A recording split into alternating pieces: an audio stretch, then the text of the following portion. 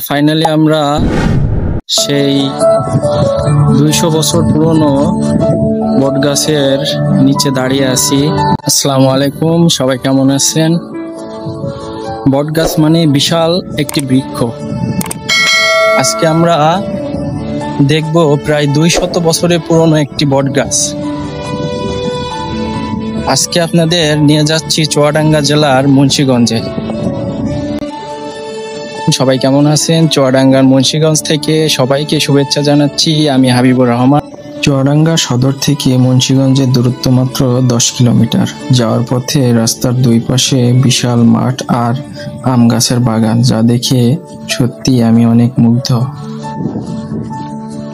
মুন্সিগঞ্জের তমালতলা একটি ঐতিহাসিক স্থান, যা প্রায় 200 বছরের পুরনো একটি বট ও তমাল গাছের জন্য পরিচিত, যা মাদারহুদা গ্রামের মাঠে অবস্থিত। এই মাঠটি স্থানীয়ভাবে তমালতলার মাঠ নামে পরিচিত এবং এটি এলাকার ঐতিহ্য বহন করে। আমার পিছনে বন্ধুরা দেখতে পাচ্ছেন সেই 100 বছর পুরনো বট গাছ। আপনারা দেখতে পাচ্ছেন গাছটির মূল কত মোটা, আর এর ডালগুলো এক বিশাল জায়গা জুড়ে ছড়িয়ে আছে। চুয়াডাঙ্গা আলমডাঙ্গা উপজেলার মুন্সিগঞ্জ মাদারহুদা ট্রেন লাইনের পাশে সরকারি জমির ওপর রয়েছে প্রায় 200 বছরের পুরনো বট ও তমাল গাছ। গাছ দুটি নিয়ে এলাকায় রয়েছে বহু কল্পকাহিনী। শুনলে গায়ে লোম খাড়া হয়ে যায়। কেউ শুকনো কিংবা তাজা জ্বালানি একটুও ছুঁয়ে দেখে না। ছুলেই রয়েছে বিপদের হাতছানির আশঙ্কা। বহু সমস্যা ও অবহেলায় গাছ দুটি থাকলেও এলাকার মানুষ একটু সুযোগ পেলেই ছুটে যান মুন্সিগঞ্জের মাঠের তমালতলায়।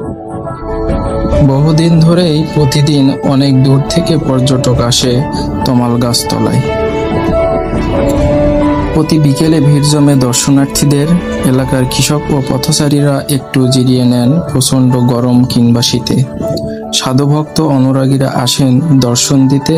অনেক সাধুগুরু রাত কাটান এই গাছটির নিচে। কেউ কেউ আসেন সিন্নি দিতে।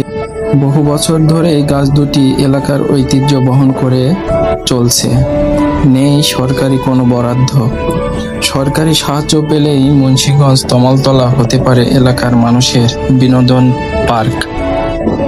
আলমডাঙ্গা জেহালা ইউনিয়নের মুন্সিগঞ্জ ফুটবল মাঠ ও পুলিশ ফাঁড়ির পাশে ট্রেন লাইনের কোল ঘেঁষে মাদারহুদা গ্রামের মাঠে রয়েছে প্রায় 200 বছরের পুরনো একটি বটগাছ ও একটি তমাল গাছ।